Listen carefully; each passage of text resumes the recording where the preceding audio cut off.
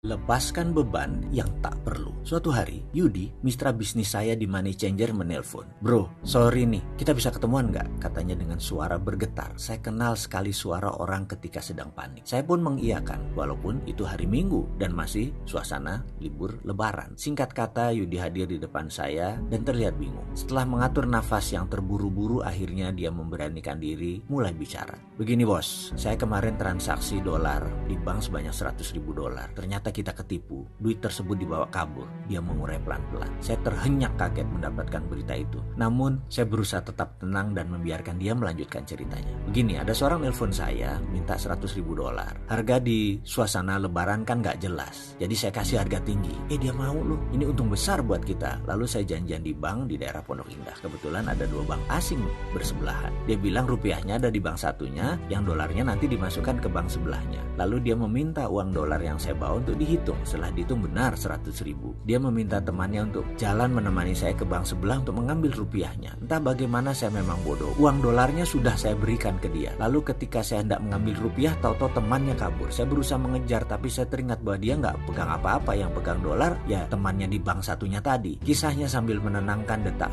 jantungnya yang galau. Saya tak banyak berpikir. Yang saya fokuskan hanya bagaimana uang tersebut bisa kembali. Yang saya minta tentunya dia bertanggung jawab. Dia berkata, "Saya bertanggung jawab. Saya akan cari sana sini, dan kalau nggak bisa juga ya saya pinjam orang tua saya." Kata-kata tersebut membuat saya tenang. Saya tahu ayahnya memiliki kemampuan untuk angka tersebut. Namun di kepala saya terbersit kemungkinan yang berat terlaksana. Masalah itu bukan uang saya. Dari perputaran uang tersebut ada lebih 60 orang yang mempercayai keuangannya dikelola oleh saya dalam Money Changer tersebut. Jadi saya rasa kehilangan uang tersebut harus saya laporkan. Tapi apakah kira-kira Yudi bisa membayar tanpa perlu saya melaporkan kejadian ini kepada pemilik? Saya optimis, saya bisa selesaikan dengan cepat. Saya yakin Yudi berkomitmen dengan kata-katanya. Tahu nggak apa yang terjadi? Setelah itu Yudi hilang di telan bumi. Dia pergi tanpa tanggung jawab, menghilang. Kata orang dia pindah ke Sulawesi Tengah. Tanpa pesan, tinggallah saya menahan marah tak terhingga. Saya harus menghadapi para pemilik modal dan pastinya saya harus bertanggung jawab mengembalikan uang mereka. Hal ini membuat hati saya terluka,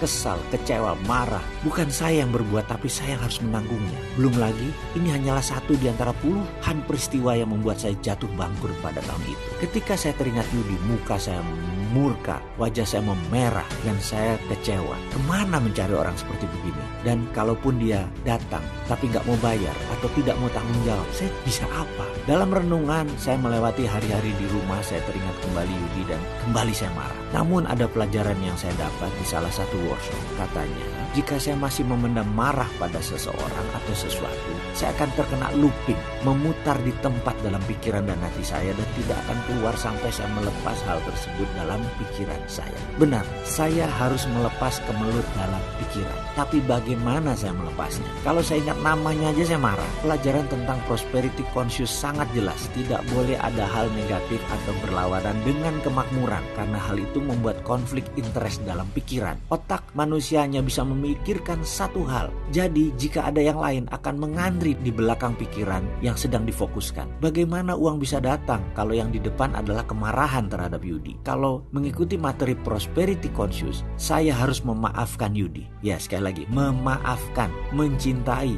dan mendoakan dirinya sukses selalu. Ini pelajaran gila menurut saya. Saya harus mengasihi sampai benar-benar tulus kepada orang yang melukai diri saya. Ego saya mengatakan saya tidak akan pernah bisa memaafkan pengecut ini. Tapi di sisi lain batin saya mengatakan saya ingin hidup damai dan penuh kemudahan. Untungnya saya bukan orang yang rumit. Untungnya saya bukan orang yang senang susah. Saya lebih baik berdamai dengan diri sendiri. Poinnya begini, bayangkan saya di hadapan Anda. Lalu saya meminta Anda mengangkat kedua belah tangan Anda, telapaknya menengadah ke atas. Di tangan saya ada satu buah bolpen dan satu buah ponsel. Bolpen saya letakkan di tangan kiri Anda. Ponsel saya letakkan di tangan kanan Anda. Dan kemudian saya akan bertanya kepada Anda sahabat, mana yang lebih berat? Anda pasti mengatakan ponsel di tangan kanan yang lebih berat. Lalu saya angkat ponsel tersebut dan saya letakkan di meja. Bolpen masih di tangan kiri Anda. Lalu saya bertanya sekali lagi kepada Anda sahabat, bolpen ini ringan kan daripada ponsel? Anda pasti jawab benar. Lalu saya akan bertanya, bagaimana jika bolpen di tangan kiri ini Anda pegang 5 jam ke depan? Apakah bisa? Tentu Anda akan bilang, berat menahan bolpen selama 5 jam di tangan. Pertanyaan saya adalah, yang berat itu bolpennya atau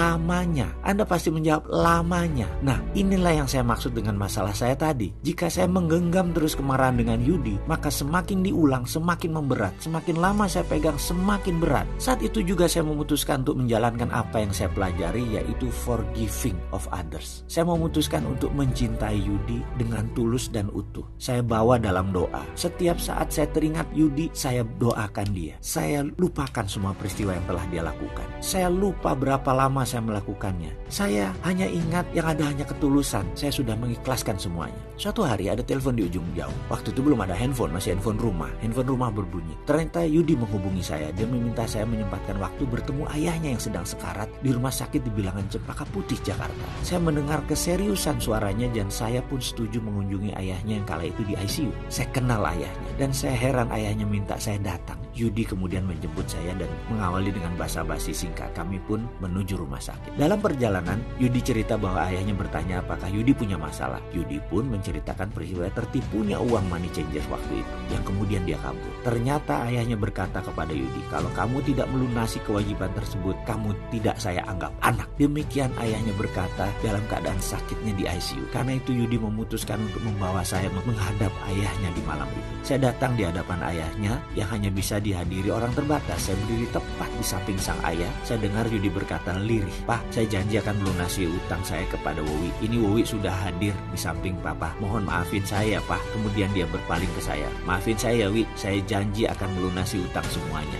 Suaranya yang terbata-bata dan perlahan itu ternyata bisa membuat sang ayah terbangun. Wajahnya tersenyum tulus. Dipegangnya kepala Yudi dan dia mengangguk pelan.